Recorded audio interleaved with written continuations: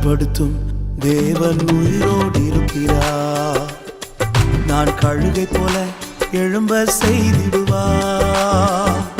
என்னை பலப்படுத்தும் தேவன் உயிரோடு இருக்கிறார். நான் கழுகை போல எழும்ப செய்திடுவார். என்னை எழும்ப பண்ணும் ஆண்டவர் என்னோடு இருப்பதா. நான் எழும்புவேன் அவர் பலத்தால். என்னை எழும்ப பண்ணும் ஆண்டவர் என்னோடு இருப்பதா. நான் எழும்புவேன் அவர் பலத்தால்.